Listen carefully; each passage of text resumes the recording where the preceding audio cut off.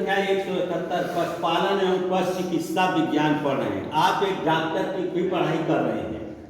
अब पशु चिकित्सा विज्ञान में प्रयोग होने वाले विभिन्न यंत्र हम आपको यहाँ प्रैक्टिकल के रूप में दिखा रहे हैं। इसके बारे में इसका नाम है बर्डीजो कैस्टेटर, जो इटालियन नामक वैज्ञानिक थे, बर्डीजो साहब ने इसको बनाया था। यह बड़ी अच्छे यंत्र हैं जिसके कारण बधियाकरण कर दिया जाता है।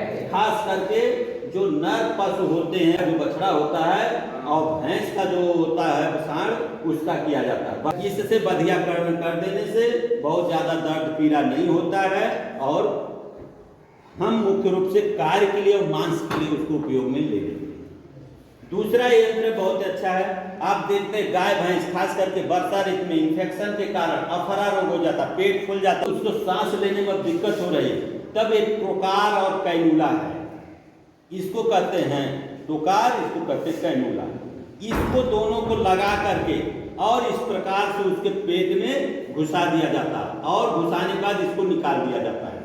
तो इससे मीथेन गैस बाहर निकल जाती है और तत्काल पशु को आराम मिल जाता है। फिर अन्य दवाएं दे दी जाती है। सबसे ज्यादा पशु को कंट्रोल करने का नाक वाला ही स्थान होता है, तो तुरंत इसको दाबिए, ऐसे खोलिए और नाक में फंसा दीजिए। जितना जल्दी आप फंसा देंगे उतनी जल्दी कंट्रोल में आ जाएगा।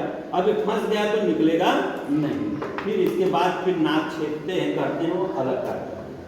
इसको कहते हैं नेल कटर। हम लोग जैसे नाखून काटते हैं तो पशुओं के भी नाखून बढ़ जाते हैं। आजकल पशु तो बांध करके रखते हैं, ज्यादा चलते नहीं है, जिस कारण निरंतर खुर बढ़ती है, बाद में वो खुर उनके लिए नुकसानदेह होती है। तो जो एक्स्ट्रा डेवलपमेंट हुआ खुर में, इधर उधर टेढ़ा मेढ़ा भाग रहा या किसी कारण से इन्फेक्शन हुआ, तो इसके द्वारा हम खुरों के कहते हैं ईयर पंचिंग मशीन, कान छेदा मशीन गांव में कहते हैं। जब हम किसी पशुओं को नंबरिंग करना होता है उसकी पहचान के लिए, तो इसी के द्वारा कान पर हम पंच कर देते हैं, छेदा हो जाता है, इसके बाद टैग लगा देते हैं। पहले इसको कहते हैं नेक गार्ड। क्या कहते हैं? नेक गार्ड। जब कोई गाय या बैल, खास करके बैल क्या करता है, अपना मूत्र पीने लगता है, गाय अपना दूध पीने लगती है, तो उसके गर्दन में लगा दिया जाता है नेक गार्ड।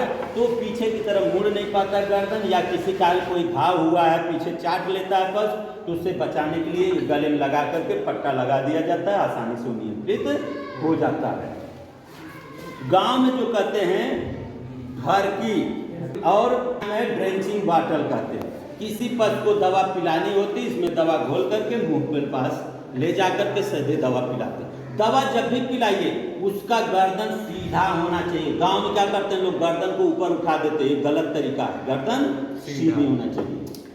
यह जो है आर्टिफिशियल सीमेन कलेक्शन का यंत्र है।